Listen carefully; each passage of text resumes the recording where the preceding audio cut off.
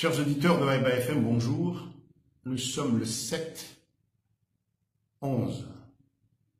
L'édito d'aujourd'hui porte sur l'information fausse, l'information fausse, la fake news, sur le taux d'échange du franc comorien et entre le franc comorien et l'euro. Hier matin, Haïba FM a alerté les médias et les publics sur des informations qui paraissaient sur des sites très importants, dont le premier site mondial, qui est Google, qui publiait un taux d'échange double de celui qui est pratiqué. Quand un Comorien arrive de France, par exemple, ou un touriste, arrive avec des euros, avec 1 euro, on lui donne 491 ou 490 francs comoriens. Ce taux de change-là est fixe à partir d'un accord entre les Comores, la France et l'Union européenne. Ça ne change pas. Ce n'est pas comme quand on veut changer des dollars ou des riels saoudiens ou des yens japonais. Les taux changent, mais avec l'euro, c'est un taux fixe. Notre monnaie est garantie par le Trésor français et partant par la Banque européenne. Donc, qu'est-ce qui s'est passé?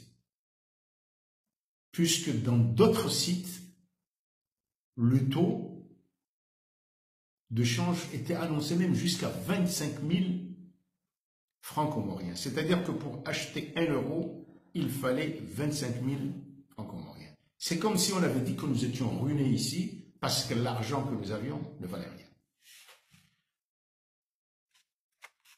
La Banque centrale a compris que ce n'est pas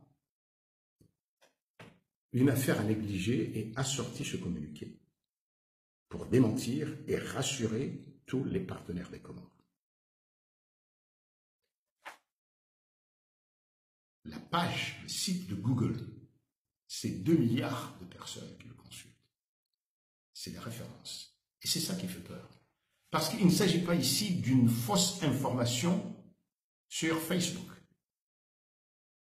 Ça n'est pas non plus possible que ce soit quelqu'un qui ait donné l'information à Google comme ça, pour que Google prenne cette information. Ne la publie pas dans les infos de Google où c'est les journaux qui sont référencés, c'est telle chose, mais la fasse sienne, il faut qu'elle soit venue de quelque part, d'un canal non seulement très officiel, c'est pas au niveau étatique, mais technologiquement et la qualité de ces publications. Alors il faut se demander pourquoi. J'ai essayé d'enquêter un peu, j'ai trouvé une affaire similaire qui s'est passée le 27 mars au Nigeria. Là-bas c'est l'inverse.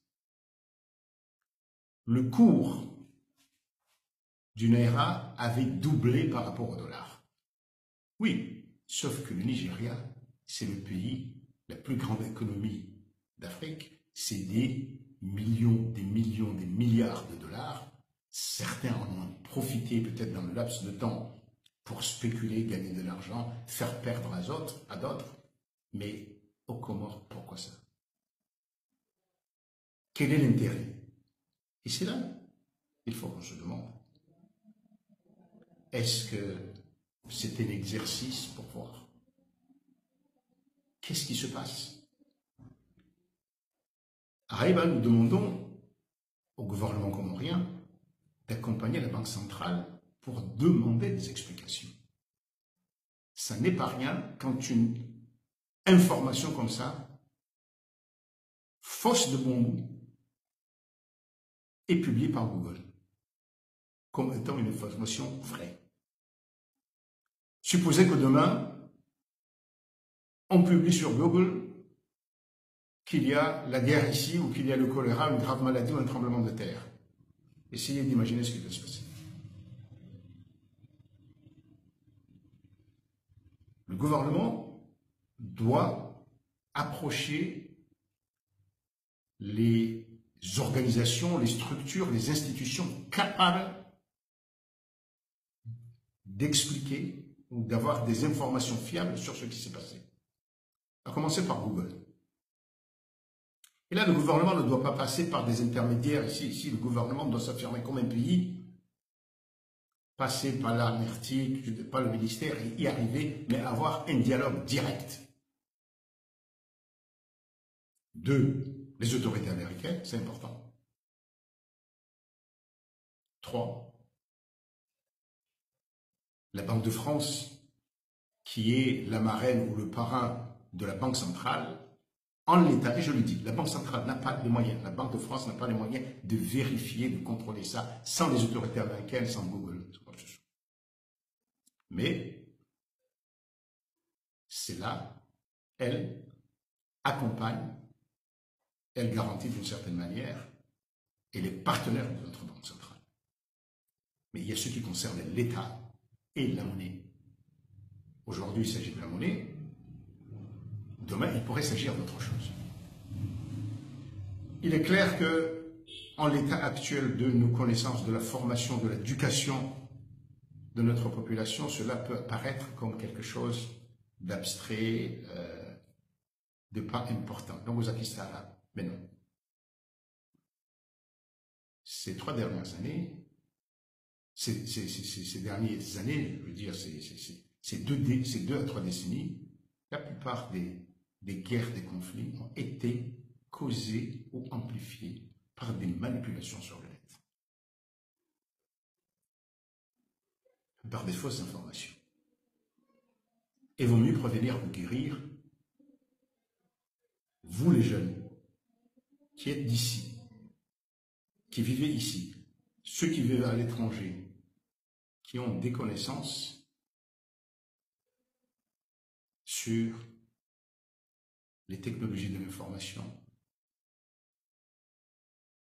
essayez de creuser un peu plus, parce que notre pays, qu'on le veuille ou non, fait partie des mondes très modernes qui changent, qui est là, et il faut que nous comprenions les enjeux autour de nous, ceux qui créent, ceux qui décident, ceux qui manipulent aussi, pour qu'un jour,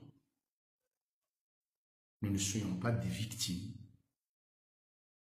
d'une manipulation qui nous dépasse. À demain.